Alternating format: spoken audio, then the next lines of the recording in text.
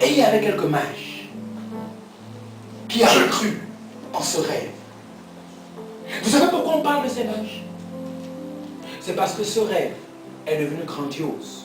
Que 2012 ans, à l'orée de 2013, il y a des hommes et des femmes, pour certains des Gabonais, des Ivoiriens, des Congolais, qui parlent de ces hommes parce que simplement, quand le rêve était petit, ils ont cru en ce rêve. Et ils ont cru en ce rêve. Le problème aujourd'hui, c'est que le système fait qu'on commence à croire au rêve et à la vision lorsque elle est grande. Lorsque... Oh Dieu. Le système fait qu'on apprend, on commence à célébrer les gens lorsqu'ils ont 1000 personnes dans leurs églises. On commence à célébrer les gens lorsqu'ils sont mariés. On commence à célébrer lorsqu'ils ont des enfants. Mais 3 mages qui avaient vu en ce rêve la grandeur. Il n'y a pas d'autre alternative que tous les 25 décembre qui existent dans le monde, on parle de Jésus sans parler de ces 3 mages.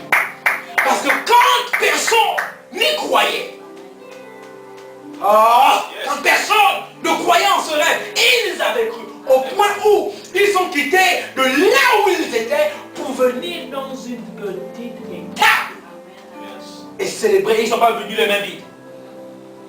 Ils ne sont pas venus les mains vides. Ils ont apporté leur trésor.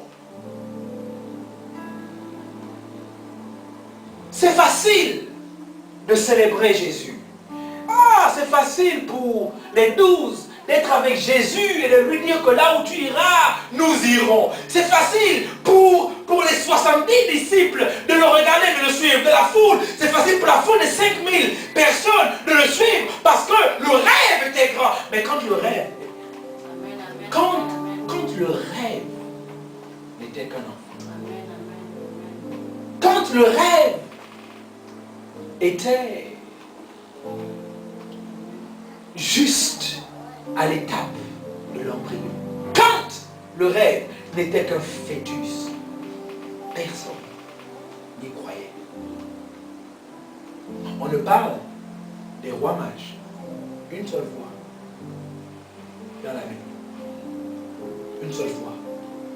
Après ça, on ne parle plus d'eux. Mais je voudrais vous dire, depuis la mort de Christ sur la croix, toutes les fois où on parlera de la naissance de Christ, la grandeur, la bénédiction qui s'attache à la naissance de Christ est attachée à ces mages. Pourquoi? Parce que voici les hommes qui ont cru lorsque personne ne croyait.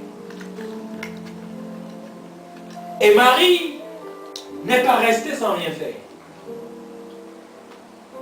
On ne nous a pas donné une place à l'hôtel, d'accord, parce que le système ne veut pas qu'on soit là-bas. Le système ne croit pas. Est-ce que vous savez que si le système savait que celui qui était dans le ventre de cette femme était celui qui allait changer le cours de l'histoire de l'humanité? Laissez-moi vous mettre ça dans une autre manière. Imaginons un seul instant que l'actuel président des États-Unis, Barack Obama, arrive en Angleterre. Il arrive pendant les festivités de Noël et qu'il n'y a plus de place dans les hôtels. Est-ce que vous savez combien d'hôtels, combien de chefs d'hôtel, de directeurs d'hôtel seront prêts à vider, valser certains de leurs locataires pour faire une place à Barack Obama parce qu'il est déjà dans la grandeur, mais parce que personne n'avait vu dans cette femme qui portait ce grand rêve. Une grande femme. Ce sont il n'y a plus de place. Mais lorsqu'il n'y a plus de place, tu dois apprendre à te faire une place. Tu dois apprendre à te frayer un chemin. C'est pourquoi la Bible dit que depuis le temps de Jean le Baptiste, le royaume de Dieu est forcé. Et ce sont les violents qui s'en emparent. Le problème que nous avons, c'est que nous nous attendons à ce que quelqu'un fasse pour nous ce que nous sommes supposés faire pour nous-mêmes. Je vous ai dit, je ne vais pas être long ce matin. Je voudrais laisser quelqu'un avec cette pensée. Je voudrais laisser quelqu'un avec cette semence. Noël nous rappelle qu'une femme a un jour porté notre Sauveur.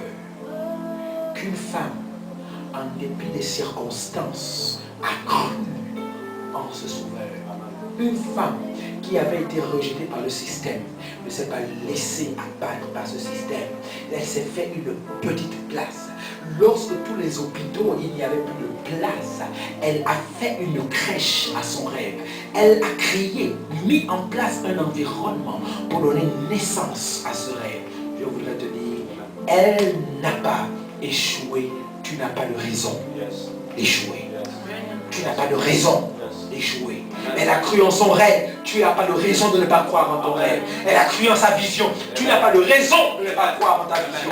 Je voudrais te dire que ça a été difficile pour elle. C'est peut-être difficile pour toi. Mais si elle a réussi, tu peux réussir. Tu peux réussir. Levons-nous. Levons-nous. Levons-nous. Alors que nous sommes sur le point d'entrer en 2013, dimanche prochain, ce sera notre dernier dimanche de l'année 2012. Il faudrait que nous entrions dans 2013 avec une nouvelle façon de voir la vie. Le rêve que tu as va se réaliser. Amen. Si et seulement si tu crois en ce rêve, tu es prêt à protéger ce rêve, tu es prêt à te frayer un chemin pour ce rêve. Quand les gens ne croient pas en ton rêve, tant mieux, ce n'est pas grave. Mais tout ce que tu peux te dire, c'est que si Dieu m'a dit, si Dieu m'a donné ce rêve, Dieu sans aucun doute, au travers du Saint-Esprit, l'accomplira. Je voudrais que nous puissions fermer un moment nos yeux.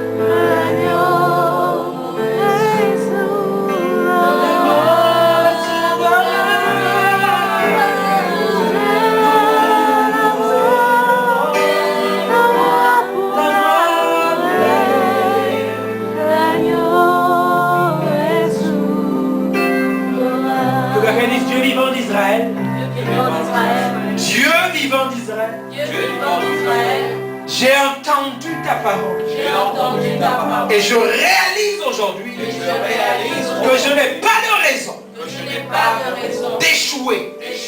Je n'ai pas de raison d'accepter l'échec comme une fatalité. Je n'ai pas de raison de me résigner à l'idée que jamais je n'entrerai dans ma destinée. Je n'ai pas de raison de croire que ce n'est pas possible. Parce que tout est possible à celui qui croit. Dieu vivant d'Israël, je prie au nom de Jésus que tu mettes en moi de croire en ce rêve, en